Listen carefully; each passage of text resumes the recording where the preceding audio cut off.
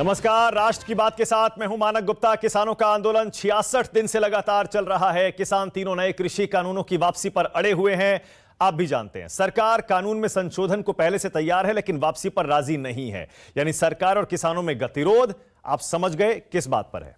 अब आम बजट पेश करने की तैयारियां अपने अंतिम दौर में है। आपको पता है, अगले साल का आम बजट सोमवार को संसद में पेश किया जाना है। 2 दिन बाद 1 फरवरी को वित्त मंत्री निर्मला सीतारमण का संसद में बजट भाषण है। ऐसे में उम्मीद है सरकार बजट के जरिए इन आंदोलनकारी नाराज किसानों को मनाने की कोशिश कर सकती है।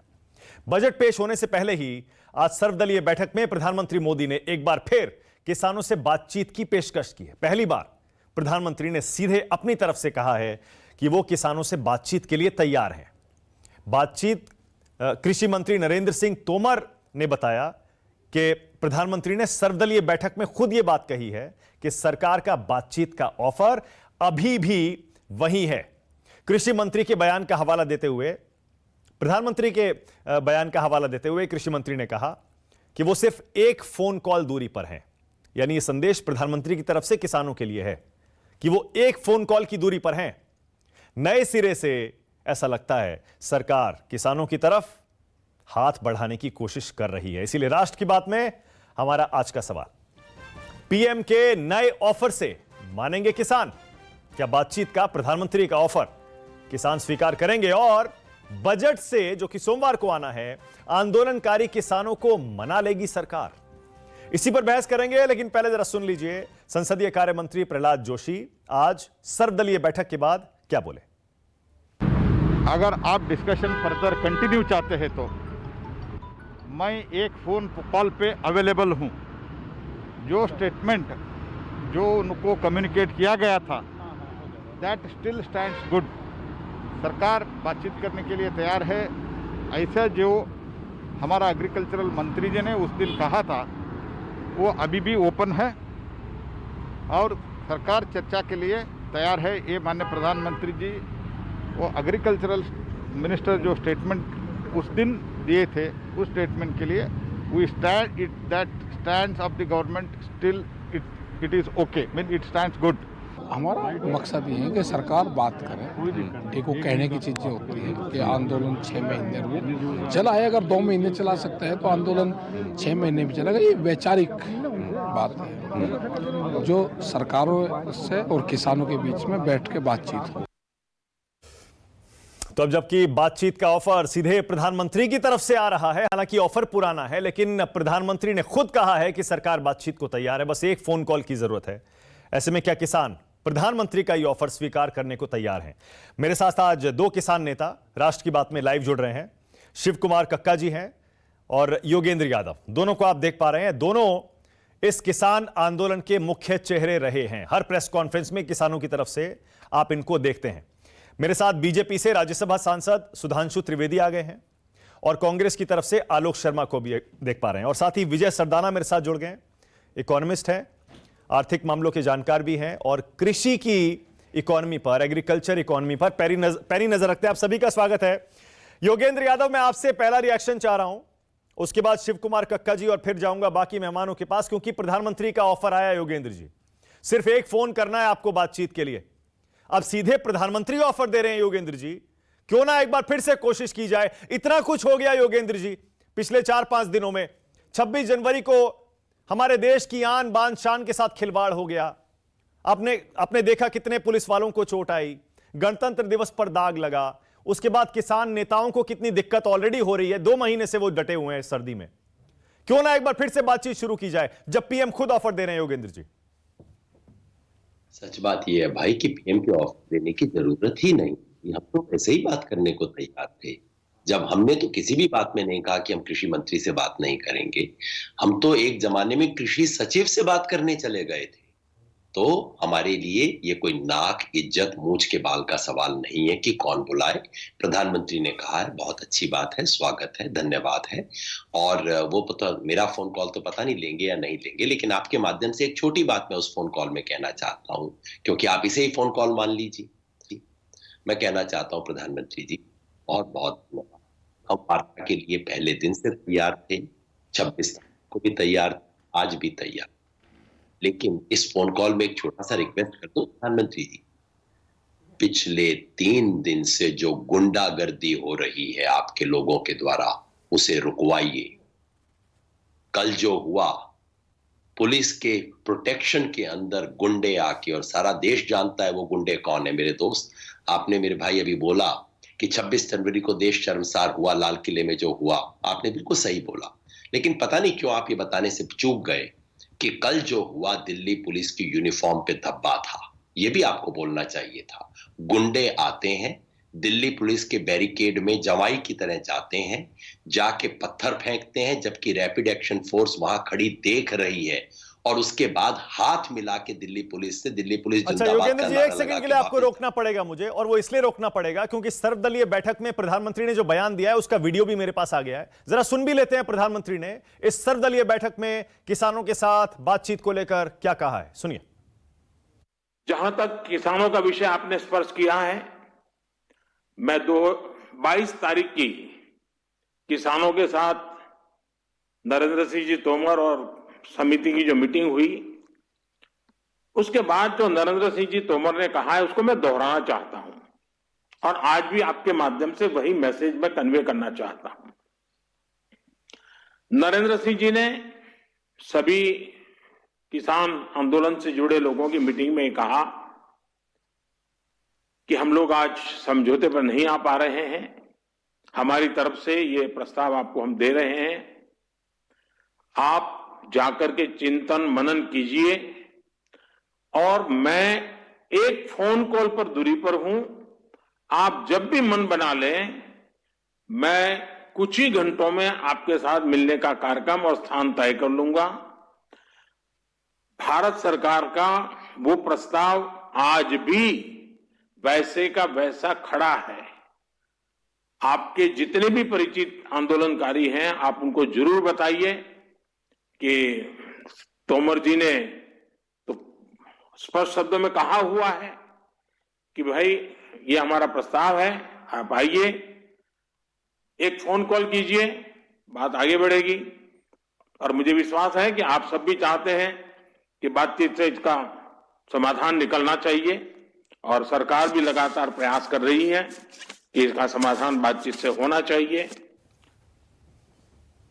तो प्रधानमंत्री का सर्वदलीय बैठक का वीडियो कॉन्फ्रेंसिंग के जरिए यह बयान, उन्होंने कहा कृषि मंत्री ने आंदोलनकारी किसानों के साथ आखिरी बातचीत में जो ऑफर दिया था वो अभी भी स्टैंड करता है। योगेंद्र जी अपनी बात पूरी करिए। और प्रधानमंत्री कह रहे हैं, मैं पहले कह रहा था योगेंद्र जी, छोड़ दीजिए ना पुरानी बातें, जाने दीजिए, जो हो गया योगेंद्र जी, एक बार फिर से क्यों ना बातचीत शुरू की जाए जब प्रधानमंत्री खुद कह रहे हैं तो। वैसे प्रधानमंत्री ने जो कहा और आपने जो रिपोर्ट किया उसमें थोड़ा सा फासला था, हो सकता है शायद आपको शुरू में थोड़ा सा वैसी इंफॉर्मेशन मिली हो। प्रधानमंत्री ने कहा कि तोमर जी एक फोन कॉल अवे हैं, मगर उसमें कोई दिक्कत की बात नहीं है। तोमर जी हो, कोई भी हो, हम जब प्रधानमंत्री, हमने तो कभी कहा ही नहीं कि हम कृषि मंत्री से बात नहीं करेंगे, हमारे लिए ये कोई ओहदे का मामला है ही नहीं। हम सरकार से बात कर रहे हैं, सरकार अपनी तरफ से जिसको मर्जी भेजे, वो कोई दिक्कत की बात ही नहीं है। मैं सिर्फ ये कहना चाहता हूं, पूरी दुनिया में बातचीत का एक न्यूनतम कायदा होता है, 2 चीजें होती हैं, सीज फायर, कॉन्फिडेंस बिल्डिंग। अब बातचीत किसी भी युद्ध में, लड़ाई में, झगड़े में करते हैं, पहली शर्त होती है भाई गोली चलाना बंद करो, दूसरी शर्त होती है थोड़ा सा विश्वास बने। और मुझे विश्वास है कि जब प्रधानमंत्री ने कदम लिए हैं तो दोनों चीजें करेंगे। जब ये हो रहा है, मैं आपको बताता हूं, कल गाजीपुर में, कल परसों पानी बंद कर दिया गया। आज सुबह टिकरी से खबर है वहां हरियाणा सरकार मोबाइल टॉयलेट हटा रही है, इंटरनेट बंद कर दिया गया है, पत्थर फेंके जा रहे हैं, प्लानिंग हो रही है, हमले की धमकियां आ रही हैं। मुझे विश्वास है कि प्रधानमंत्री ने अब जो बोल दिया है तो कम से कम वो अपने नीचे के लोगों को इतना इशारा कर देंगे, क्योंकि उनके इशारे के बिना ये चीजें हो नहीं सकती। वो इतना इशारा कर देंगे कि ये सब चीजें बंद हो जाए, और उसके बाद निश्चित वार्ता होगी, हमारी तरफ से कोई ना नुक्कर नहीं। यानी ये बातचीत की शर्त आप लगा रहे हैं कि पहले सीज फायर होना चाहिए किसानों पर, ये जो हो रहा है, जो आपके हिसाब से इंटरनेट बंद हो गया, पत्थरबाजी हो गई, सुविधाएं हटाई जा रही हैं। किसान मोर्चा की तरफ से कोई शर्त नहीं लगा रहा हूं, मैं तो आपको बिल्कुल एक बुनियादी एलिमेंट्री चीज बता रहा हूं। आप मुझे कहें कि मैं बात करना चाहता हूं, दूसरे हाथ से घूंसा मुझे मारे, मैं आपसे बात कैसे करूंगा? ओके, सुधांशु त्रिवेदी, सुधांशु जी बातचीत का ऑफर तो दे दिया, कॉन्फिडेंस बिल्डिंग भी करिए थोड़ी सी, योगेंद्र यादव कह रहे हैं। हाँ मानक जी, आवाज आ रही है? हाँ आ रही है, सुधांशु जी बोलिए। देखिए, योगेंद्र जी ने जो बोला उसमें से मैं 3 शब्द लेता हूं।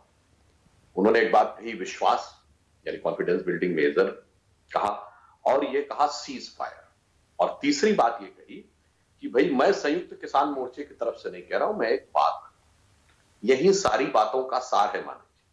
योगेंद्र जी बहुत पढ़े लिखे विद्वान व्यक्ति हैं। मैं सिर्फ एक छोटी सी बात पूछूं, आज सर्वोच्च न्यायालय के स्थगन आदेश के बाद क्या ये कृषि कानून क्रियान्वयन में है? आंसर है स्पष्ट रूप से नहीं। तो जो कानून लागू नहीं है उसके लिए आंदोलन चल रहा है। आपने कभी ऐसा आंदोलन नहीं देखा होगा दुनिया में। दूसरा, अभी योगेंद्र जी ने बोला मैं संयुक्त मोर्चे की तरफ से नहीं बोल रहा हूं। अभी आप कक्का जी से भी पूछेंगे, वो कहेंगे मैं अपनी बात कह रहा हूं। जितने उपद्रवी हुए सबने कहा, नेताओं ने, मैं अपनी बात कह रहा हूं। मैं कोई किसान नेता ही नहीं है इस आंदोलन का। ऐसा भी आपने कभी नहीं देखा होगा कि पूरे आंदोलन का कोई नेता नहीं। चलिए, सब जो अलग अलग नेता थे उपद्रव के दौरान, उनमें से कितने नेताओं का आपने फोटो देखा जो खड़े होकर उपद्रवियों को रोकने का प्रयास कर रहे? यानी सारे नेता उस दिन अनुपस्थित थे। अब जब उपद्रवी तत्व उसमें घुस आए, और मैं विनम्रता से कहता हूं आज नहीं घुसे, पहले दिन से घुसे, डे 1 से। ये शाहीन बाग वाले, ये सरजील इमाम के पोस्टर वाले, ये सब क्या थे? ये सब घुसपैठिए थे ना। तब आपने कहा ये तो आंदोलन है, कोई आ जाए, हमने तो बुलाया नहीं था।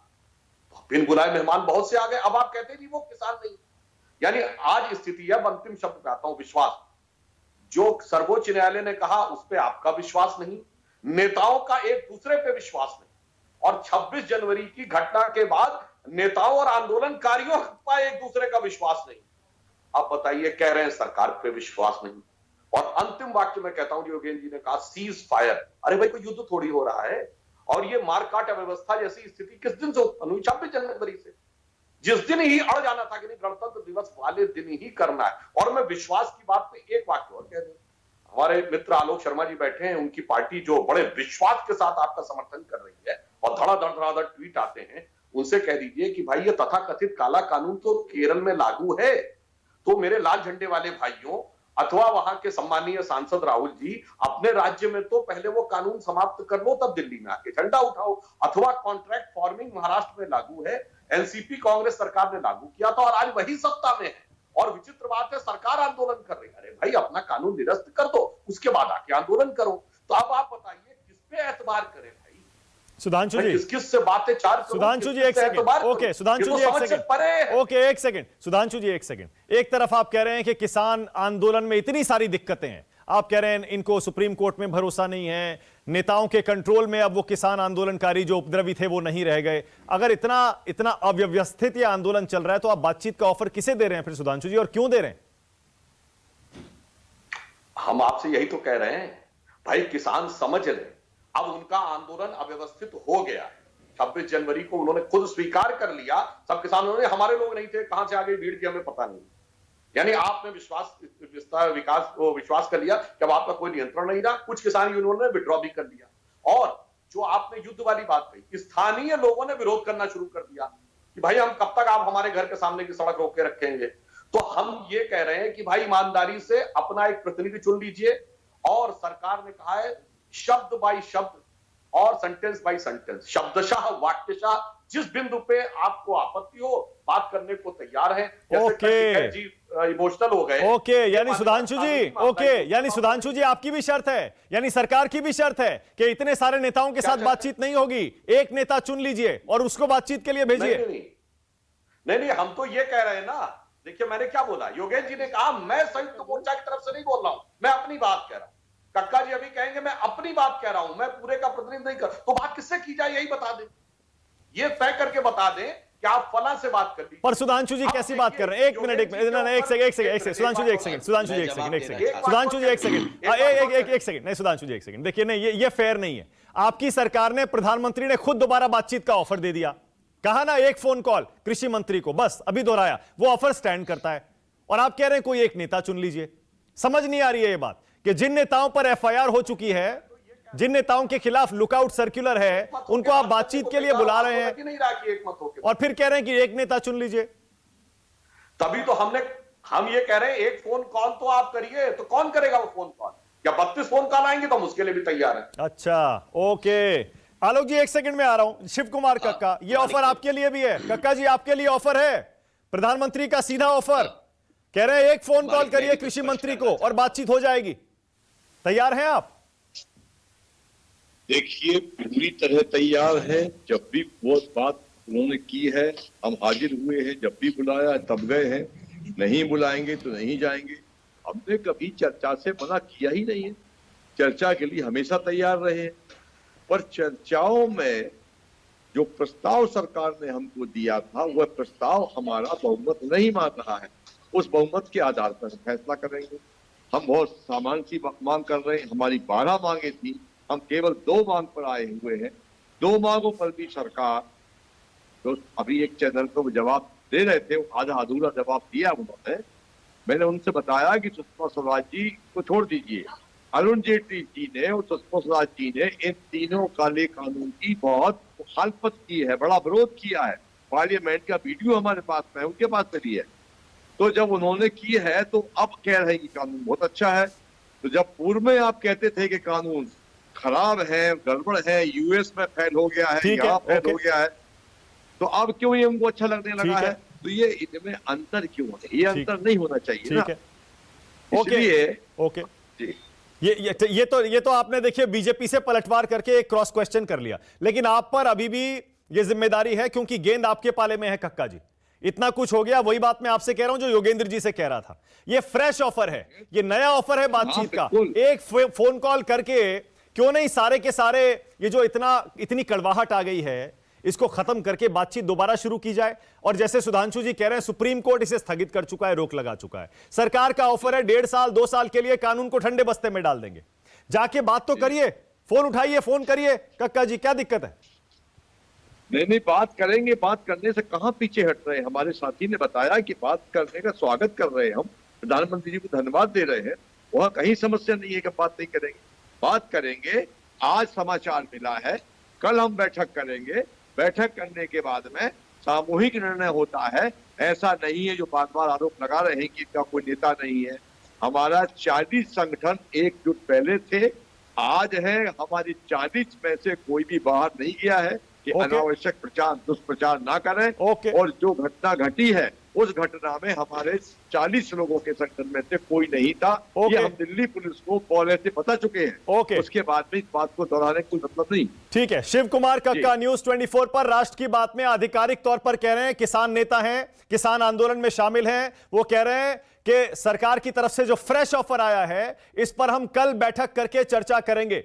इस वक्त की अपडेट आ रही है ये किसान नेताओं की तरफ से, पहली बार सरकार के नए ऑफर पर कल होगी किसानों की बैठक और उसमें चर्चा की जाएगी कि सरकार का यह नया ऑफर मानना है या फिर नहीं मानना है। सुधांशु जी जवाब दे दीजिए जरा एक बार, उसके बाद आलोक शर्मा और विजय सरदाना के पास जा रहा हूं। कक्का जी का दोनों बातों का एक बस 2 ही लाइन में जवाब दे देता हूं। हाँ बोलिए। शिव कुमार जी से मेरी वो पहले भी अभी बात हो रही थी, वो सारे विषय तो मैंने अब दोबारा रिपीट नहीं करूंगा। कक्का जी एक बात याद दिलाऊंगा, 2012 और आज में अंतर जानते क्या है? जाइए चेक कर लीजिएगा। 2013 में WTO में जिनेवा में उस समय की सरकार किन चीजों के लिए राजी हो गई थी, और कोई छुपाने वाली बात नहीं, इंटरनेट पे अवेलेबल है। अगर उस पे हम मान गए होते तो 2022-23 के बाद MSP देने लायक नहीं रहे।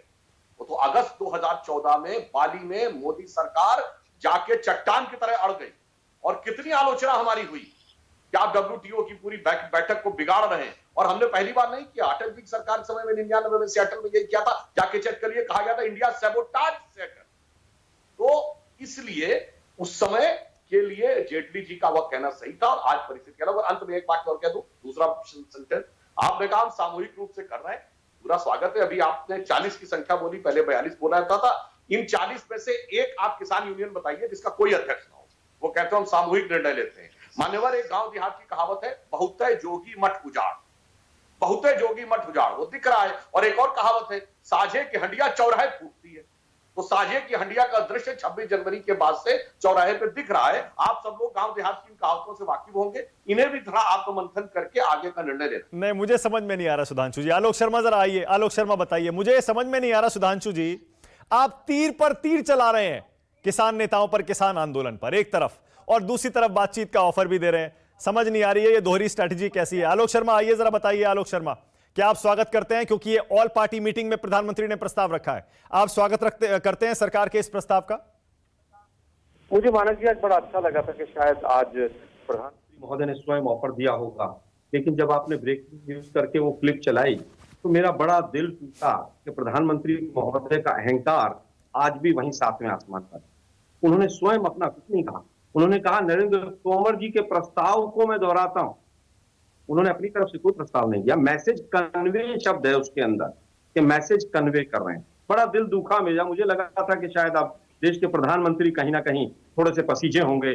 200 से ज्यादा किसानों की शहादत हो गई, गुंडों ने किसानों की खूब पिटाई तक कर ली, शायद अब देश के प्रधानमंत्री कुछ नरम हुए। अब बात आती है कि साहब 3-4 चीजें आई। सबसे पहली चीज तो यही है कि सरकार की नीयत में पहले दिन से खोट है मानक जी। जिस तरह से 5 जून को ऑर्डिनेंस आता है, फिर उसके बाद 11 दौर की बातचीत बिना एजेंडे के होती है।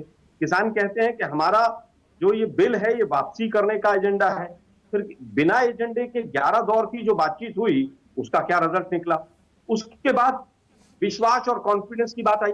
अरे भाई विश्वास कहां से बनेगा? पहले पानी की बौछार, फिर लाठियां, फिर आंसू गैस के गोले, फिर एनआईए की जांच, फिर वो उपद्रवी तत्व, फिर नक्सली, फिर खालिस्तानी, फिर टुकड़े टुकड़े गैंग, फिर पाकिस्तान और चीन की फंडिंग। हमने क्या छोड़ा कि जिससे कहीं पर कॉन्फिडेंस बिल्ड होता? उसके बाद आप चालाकी से सुप्रीम कोर्ट में पहुंच गए। सुप्रीम कोर्ट ने ऐसे लोगों से रिट पिटीशन लगवाई कि जो लोग इसके पक्षधर थे उन्हीं को सुप्रीम कोर्ट में कैसे आए वो लोग 4 लोग कमेटी में। अब कैसे किस चीज के ऊपर विश्वास किया जाए? सुप्रीम कोर्ट में पूरी चालाकी है आज भी सरकार की। आज कह रहे हैं कि साहब 3 महीने के लिए बैन हो गया, 4 दिन के बाद क्या होगा? जब ये किसान आंदोलन यहां से समाप्त होगा तो एक और रिट पिटीशन लग जाएगी। अभी भी चालाकी पे है सरकार पूरी तरह से। आप WTO की बात करें, इधर की बात करें, उधर की बात करें, भैया आपकी सरकार है। आपने अगर कोई फैसला अच्छा लिया था तो आज ये आंदोलन क्यों हो रहा है? फिर सुधांशु भाई आप केवल ये बता दीजिए, आप एक तरफ लाल किले की प्राचीर पे बीजेपी समर्थित गुंडों के द्वारा वहां पर तिरंगे का अपमान करवाते हैं, उसके बाद चिंगू बॉर्डर पर जो कल हुआ, अब देश समझ चुका है आपकी सारी चालाकियां। शायद JNU के टाइम पे नहीं समझा था वो कोमल शर्मा कहां है, आज तक कोई केस हुआ कि नहीं उस पर। जामिया में भी शायद नहीं समझा था देश, लेकिन अब देश समझ चुका है कि सारे आप ही के लोग जाते हैं और दिल्ली पुलिस पूरी तरह से उनका समर्थन करती है। और उसके बाद ये पूरा घटनाक्रम होता है। अब इनकी चाल ये है मानक जी, अगली चाल कि 1.5 साल के लिए स्थगित कर दीजिए और उसके बाद 1 महीने के बाद जब ये किसान आंदोलन करके वापस चले जाएंगे सुप्रीम कोर्ट में एक रिट पिटीशन फिर लगवा दीजिए कि साहब हमारा तो नुकसान हो रहा है, 1.5 साल हम स्थगित क्यों करें? सुधांशु भाई से मैं पूछना चाहता हूं कि अगर इतने अच्छे कानून है तो आप 1.5 साल क्यों स्थगित करना चाहते हैं? लाइए सुधांशु जी को, 1.5 साल क्यों करना चाहते हैं? बताइए सुधांशु जी। 3 साल या 1 साल क्यों नहीं करना चाहते? उसके बाद आ रहा हूं विजय जी आपके मंदिर पास। के पंडित जी ने मुहूर्त निकाला था कि 1.5 साल कर दीजिए। क्या मैं जवाब दे पीछे? हाँ बोलिए सुधांशु जी, बोलिए। आलोक जी के द्वारा प्रस्तुत किए गए वक्तव्य के आलोक में मैं बोलना चाहता हूं। मेरी बात का चालाकी का तो आपने जवाब ही नहीं दिया। इतना बुरा कानून है तो केरल में क्यों लागू है भाई? क्यों नहीं राहुल गांधी आंदोलन करते कि हटाओ? इतना बुरा कानून है तो महाराष्ट्र में क्यों लागू है? क्यों नहीं कहते हटाओ? इतना बुरा कानून है तो फॉलो सब्जी पे पंजाब में क्यों नहीं लागू? सुधांशु भाई कह रहे हटाओ। केरल के किसानों ने आज तक आवाज क्यों नहीं उठाई? केरल में MSP लागू है, धान है वहां अब अगर पर आपने MSP के तहत है। ना, आप मुझे केरल में बताइए ना, APMC क्या पल्सेस जो है, मसाले जो है, केरल में APMC एक्ट ही नहीं है, वो अस्तित्व में ही नहीं है। अब देखिए आप बोल रहे थे एक एक करके आलोक जी, एक एक करके जो कुछ बोलना था बोला। आलोक जी एक एक करके सुधांशु जी को सुन लीजिए, फिर बोलिएगा, पूरा मौका दूंगा। आलोक जी रुक जाइए एक सेकंड, एक एक करके। हाँ बोलिए सुधांशु जी पहले। चालाकी। हाँ बोलिए। अब कॉन्ट्रैक्ट फार्मिंग में कोई किंतु परंतु है महाराष्ट्र में। बीजेपी के लाल किले और पर भी बारामती में कांग्रेस कॉन्ट्रैक्ट फार्मिंग की फर्म चल रहा है और दिल्ली में झंडा उठाए हुए हैं। इसलिए मैं कह रहा हूं चालाकी इसे कहते हैं। अपनी अपनी सरकारों में कर रखा है और दिल्ली में आंदोलन। और अब आपने कहा हमारे लोगों के घुसपैठ के द्वारा, ये फोटो देखिए, ये कौन नजर आ रहा है? ये सिख युवक है ना, ये सिख युवक दिख रहा है ना, ये सिख युवक है जो लाल किले के ऊपर बवाल में शामिल है। अब ये क्या है? अब इसके सर पे पगड़ी नहीं है। आप ये सर्वोच्च परिवार के 2 सम्मानित सदस्यों थे, कैसे है पूर्ण सानिध्य? आप लोगों ने विदेश में भगा दिया तो और आप दोस्तों लेके बैठ गए। आप इस वक्त का नाम क्या है? अब देखिए आप दीप संधू कौन है? और दीप संधू इस युवक का नाम क्या है? कैसे बात? आलोक जी एक एक करके पूरा मौका दूंगा आपको, पूरा मौका दूंगा, पूरा मौका। आलोक जी अरे रुकिए ना, एक एक करके पूरा मौका दूंगा। हाँ बोलिए सुधांशु जी। आप मैं बात करूं, इस युवक का नाम है विक्की थॉमस। आप ये बता दीजिए, थॉमस सरनेम सरदारों में कब से आ गया, मुझे कोई भी सुधी सरदार बता दे। अब मैं दूसरी बात भी कहना चाहता हूं, ये Khalistan supporter Sikh for justice के तो उसने तो विदेश से वीडियो जारी करके कहा है कि $3.5 लाख देंगे उसको जिसने उसके ऊपर झंडा फहरा दिया। अरे मेरे भाई, जिस दिन कहा था कि इंदिरा को ठोक दिया, मोदी को ठोक देंगे, इंदिरा की शहादत पे छाती पीटने वालों, एक बार कस के बोल दिया होता कि इंदिरा का अपमान है, तो शायद ये हालात नहीं होते।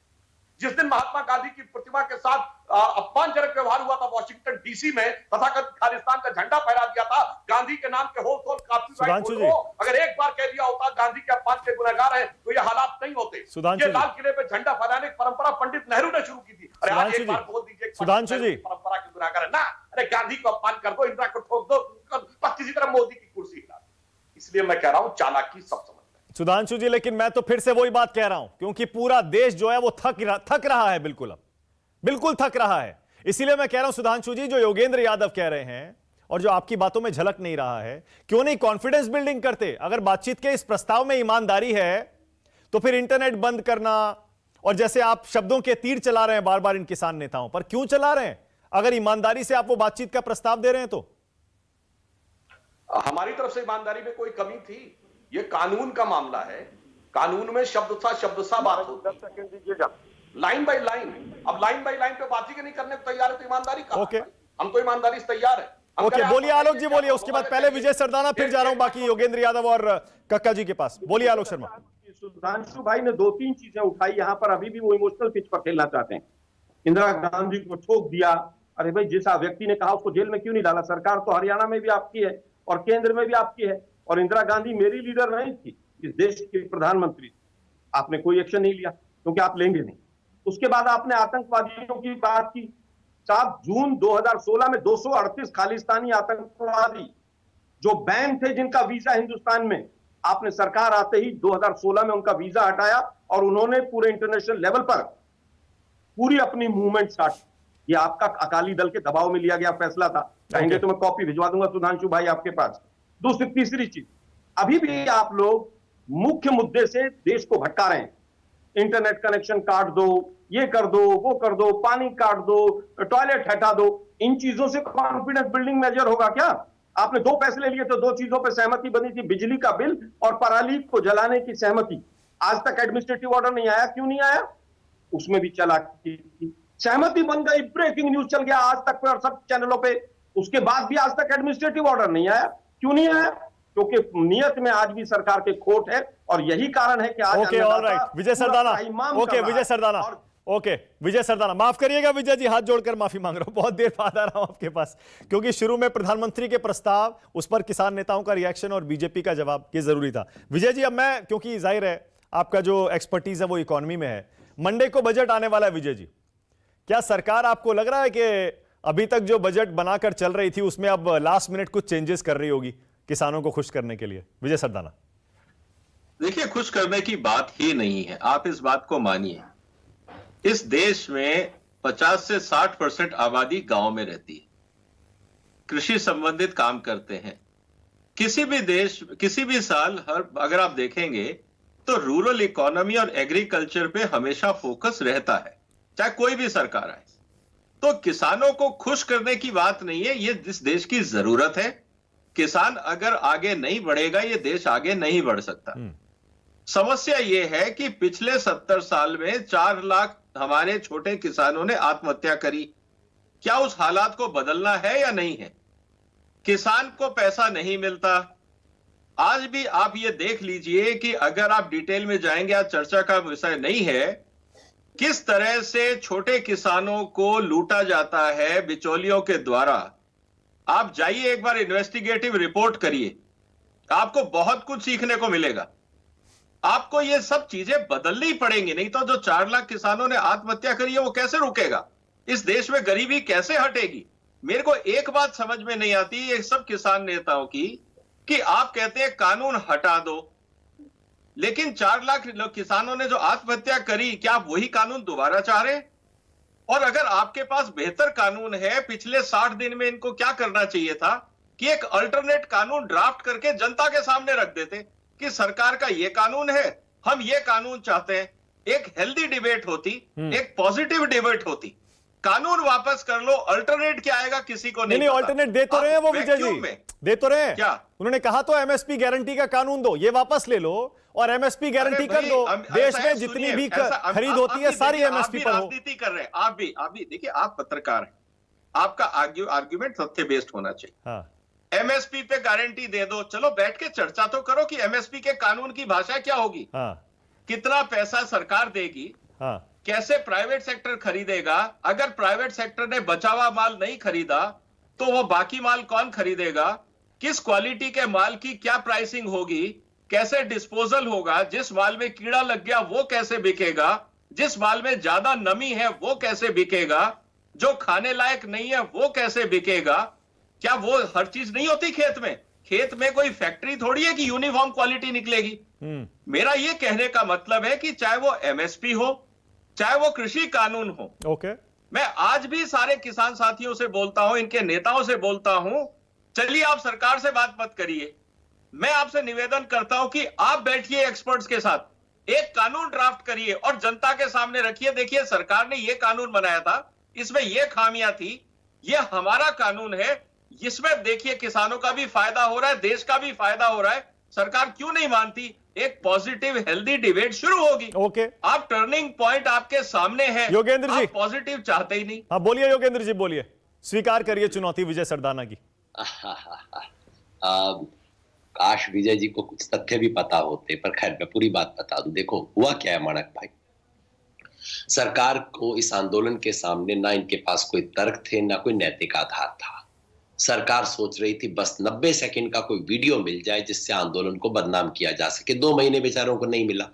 26 तारीख को उनको एक नहीं 2 वीडियो मिल गए और सरकार ने सोचा वाह अब आ गया मौका, अब तोड़ो। और बिल्कुल स्टैंडर्ड टेक्निक जो ये सरकार हमेशा इस्तेमाल करती है, सबसे पहले मीडिया से गाली दिलवाओ, उसके बाद गुंडों से पत्थर चलवाओ, गुंडों के पीछे पुलिस खड़ी होगी गुंडों को बचाने के लिए, और उसके आखिर मुकदमों की धमकी यूएपीए। पिछले 72 घंटे में इस सरकार ने 4 हथकंडे अपना के देख लिए और कल गाजीपुर में स्पष्ट हो गया कि भाई ये हथकंडे नहीं चलेंगे। सोचा था कि कल आते आते चारों के चारों हमारे जो मोर्चे हैं उखड़ जाएंगे, गाजीपुर से कहेंगे देखिए स्थानीय और लोगों के अंदर आपस में हिंसा हो गई, हम क्या करें, उखड़ जाएंगे। शाहजहांपुर में भी बहाना हो जाएगा, कहीं पे सांप्रदायिक दंगे हो जाएंगे और सब कुछ मामला बिखर जाएगा और सरकार भीनी भीनी मुस्कुराती भी आएगी, देखिए क्या करें, इन बेचारे आंदोलनकारियों को आता नहीं है। ये हथकंडे हो गए फेल।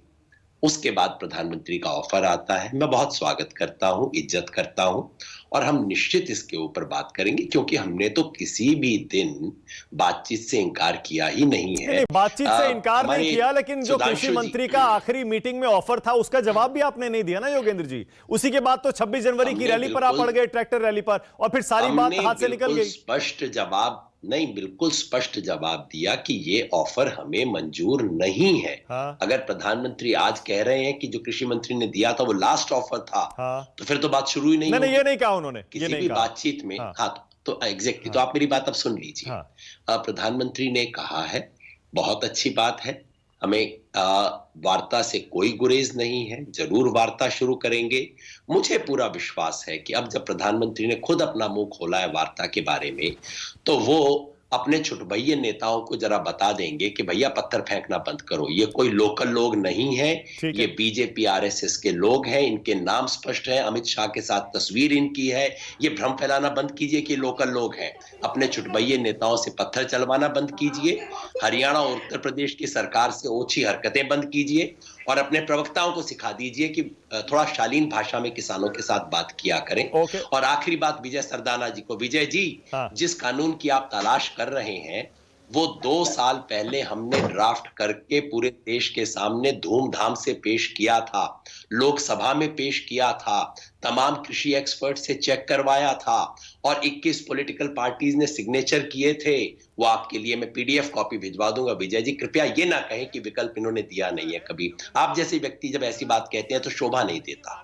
जो प्राइवेट लेवल वाला है, अगर आप उसको सही मानते हो, मैं चुनौती देता हूं, अगर आप वो कानून पढ़ लोगे ना, आप कहोगे कि ये इससे किसान ज्यादा बर्बाद होगा। चलिए मैं आपको खुली चुनौती देता हूं, उस कानून को पब्लिकली डिस्कस करते हैं और आप मुझे बताइएगा कि वो सही कैसे है। आप खुद भाग जाओगे, बिल्कुल कीजिए। आप खुद भाग जाओगे कि इसमें इतने फ्रॉड कैसे हो सकते हैं।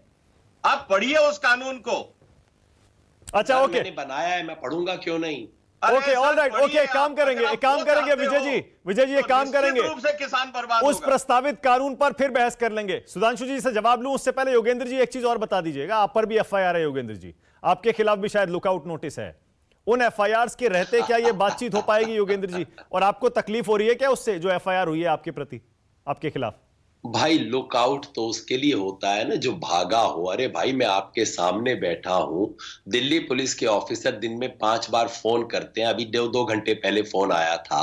किसके लिए लुकआउट कर रहे हो मेरे दोस्त? मैं तो लुकआउट, अपनी आंख खोलो, मैं आपके सामने बैठा हूं। हाँ। और आप ये मान लीजिए ये ओछी बातें नहीं है कि एफआईआर हटा लीजिए, आप सब किसान को दे दीजिए। उसके आपने जवाब दे किसान दिया को क्या? जो आपको चाहिए नोटिस वो जो दे आया था उसका दीजिए। योगेंद्र जी जवाब दे दिया आपने? जी नहीं, मुझे कल मिला है वो नोटिस, ओके। मैं जरूर जवाब दे सुधांशु दूंगा। जी। पर मजे की बात देखिए, हाँ। एक बात तो सुन लीजिए, हाँ। एक तरफ नोटिस आता है आपके विरुद्ध कानूनी कार्रवाई क्यों ना की जाए, हाँ। और उस नोटिस आने से पहले कानूनी कार्रवाई हो जाती है, ओके। एफआईआर दर्ज कर ली जाती है। मगर एक बात बता दूं, आप किसान की बात मान लीजिए, उसके बाद हमें सूली पे लटका सुधांशु दीजिए, जी कोई बोलिए। फर्क नहीं। सुधांशु जी, कॉन्फिडेंस बिल्डिंग बार बार बात घूम के वहीं आ रही है, आप साजिश कर रहे हैं सुधांशु जी, किसी भी तरह आंदोलन को फेल किया जाए, कानून आप वापस लेने को तैयार नहीं है।